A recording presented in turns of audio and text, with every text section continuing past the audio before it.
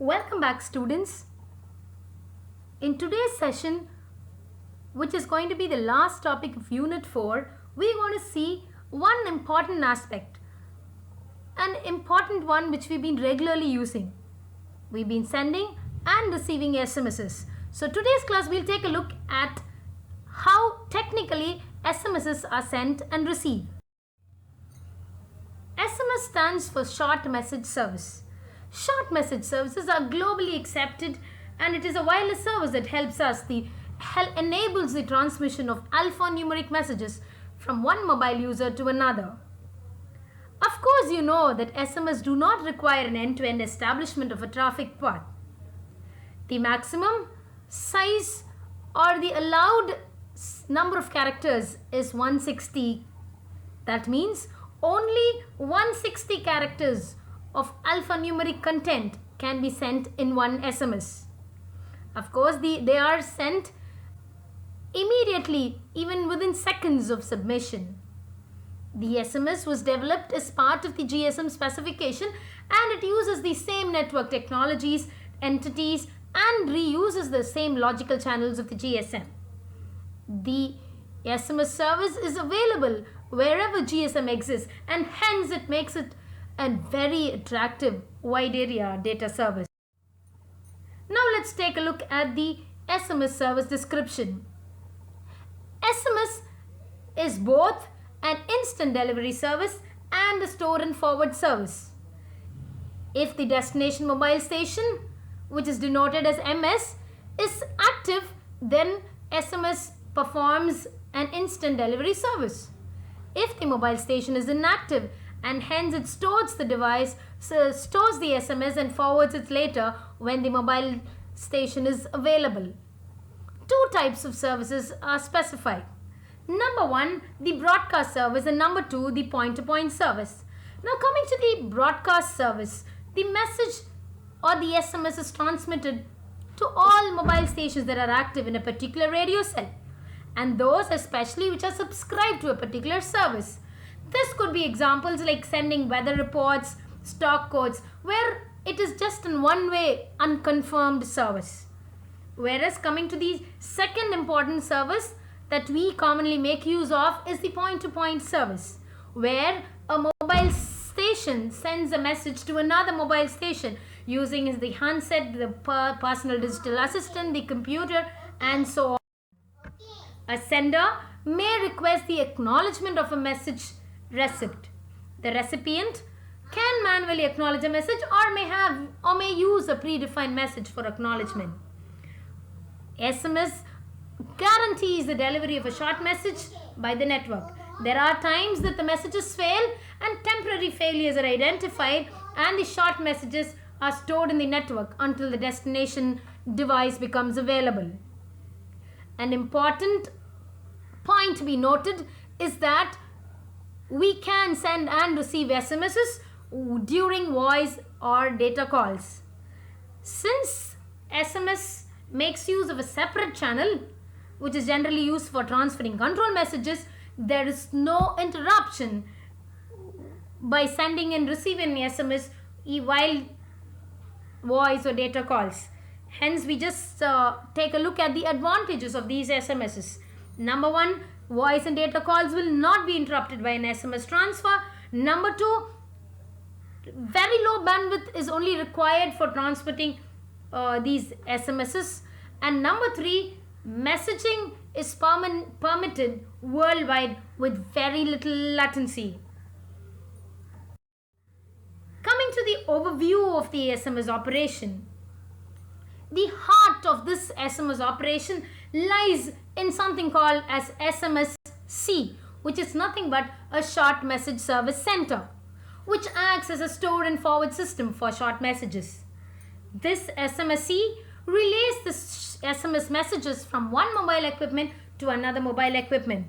Here we've noted mobile equipment as ME, and there are times mobile stations are also represented as MS. So both mobile equipment and mobile stations do refer the same device.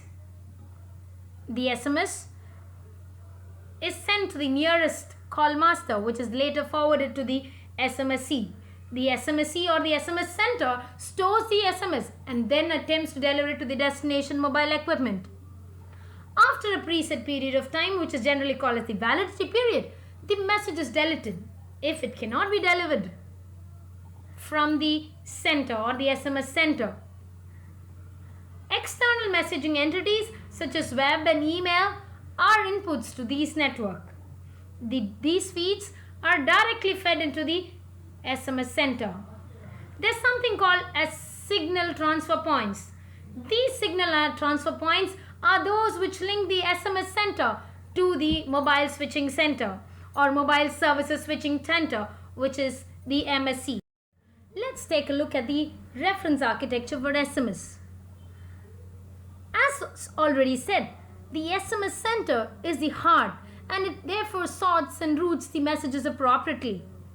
The short messages are transmitted through the GSM infrastructure. As already learned, GSM infrastructure makes use of the signaling system 7.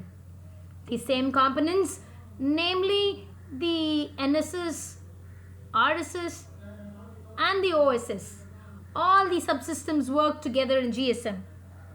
Those same entities and components are made use for SMS data transfer.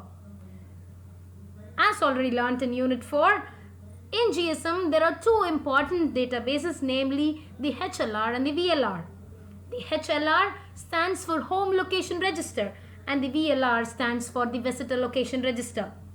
The Home Location Register is a local register that stores these permanent subscriber details, whereas the VLR stores temporarily the details of users who are roaming in a particular region. In the diagram, as you can see on my left, there is the SMEs. SMEs are nothing but short message entities. They send a message to the center, the SMS center, and the SMS center sends it to the SMS gateway MSC, and where the HLR is in control, and the MSC, which is the mobile switching center or the mobile services switching center, it also cross-checks and authenticates with the VLR or the visitor location register. When that is done, the general procedure of GSM is done and both HLR and VLR are verified. The short message is then forwarded to the base station subsystem, which is called as the BSS. Of course, the BSS consists of the mobile stations and the base station controllers. And from the base station, the message is sent to the mobile station in a wireless link. So we'll take a look at the steps that are used or performed while transferring a data or transferring an SMS from the SME to the MSE and vice versa. So the steps involved in sending an SMS. So from the mobile station to the SME or short message entity. So when a mobile station wants to send a message or an SMS, it has to be powered on and it has to be registered with a particular network, and that is what we know. Now the mobile station transfers this message to the MSE. The MSE is the mobile switching center. The MSE integrates with the VLR to verify if the message transfer does not violate the services invoked by the particular mobile user. The MSE then, if not, then it forwards the short message to the SMS center or the short messaging system center. The SMSE then delivers the short message to the corresponding entity, which is the SME. So on the other way round, when an SME or a short message entity delivers or sends an SMS to a mobile station, then that external SME sends the short message to the SMS center. The SMS center checks with the HLR and the SMS center sends it to the MSE. The short message is then verified before sending or before forwarding with the VLR. So the subscriber information in the VLR is checked and the authentication procedure is done. If everything is approved, then the MSC or the mobile switching center transfers the short message to the mobile station. Though it is not directly sent to the mobile station, it is sent to the base station, which is then sends it to the mobile station on a wireless link. These short messages can be acknowledged or may not be acknowledged based on the service or the facility that is claimed by the mobile user. Coming to the voice calls, cell phones are usually used for storing contact details, for making notes, for sending and receiving of emails, getting information about latest information from the internet, for playing games, and so many other reasons. But the primary reason of using or the main usage of a cell phone is its voice call. Every radio cell in an analog mobile system uses only 1/7 of the available duplex voice channel. Hence, it has a unique set of features and there are no collisions. A cell phone carrier usually gets 832 radio frequencies to use in a particular city. And out of these 832, 395 voice channels per carrier are allocated. Since they are duplex in nature, 395 into 2 will leave us behind with 42 frequencies. Those 42 frequencies are used for control channels. Cell phones or mobile phones have low power transmitters in them. The base stations are also transmitting at a very low power. Hence, low power transmitters have a lot of advantages. But here let me tell you two important advantages. Number one, the cellular approach requires a large number of base stations in a particular city. Hence, let's take in a large city where there are hundreds of towers or base stations. There are so many people who make use of the base stations. And even though many make use of it, the cost remains very low per user.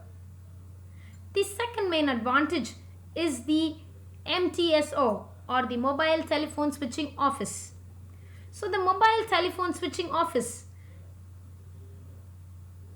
is a central office where each carrier in different cities run into this central one. This office controls all the base stations in a particular region. Since base stations are low power transmitters, the MTSO is also running under a low power transmission.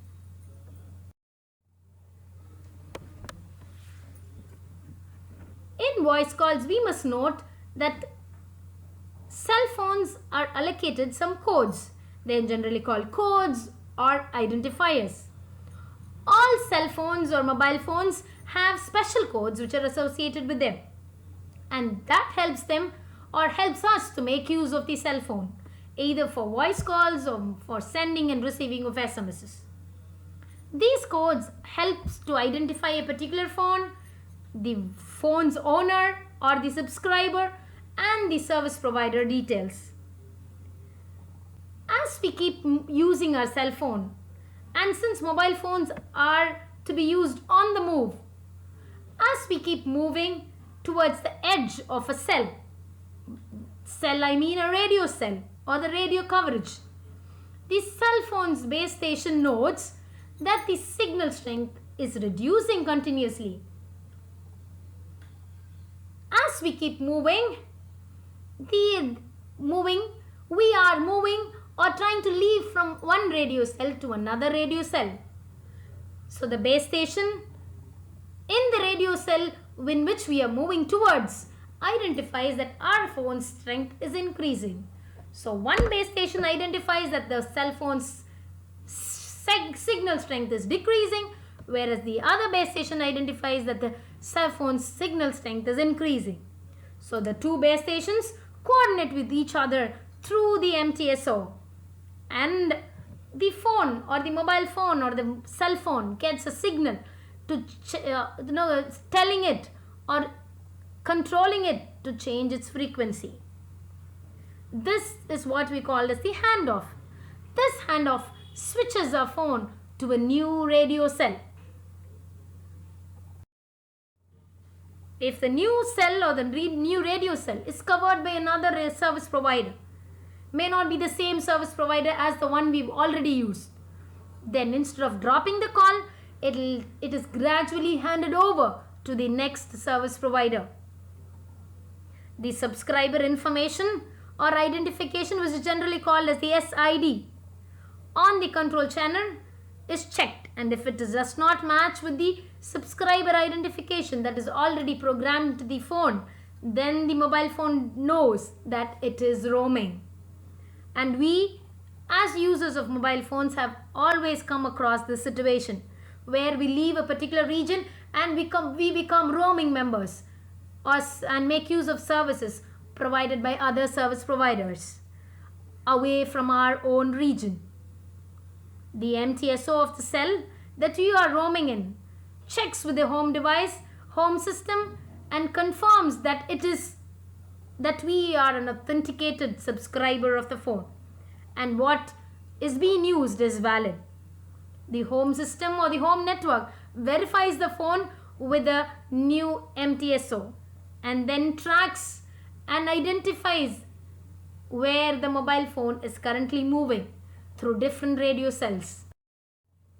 So in summary, in this session, we've actually learned about three things. Number one, we've taken a look at short messages, SMS services or short message service, which is actually a globally accepted service that enables the transmission of alphanumeric messages. As I've already told you, SMS has two important services, namely the instant delivery service and the store and forward service. The heart of the SMS operation lies in an SMS center, which is called as SMSC.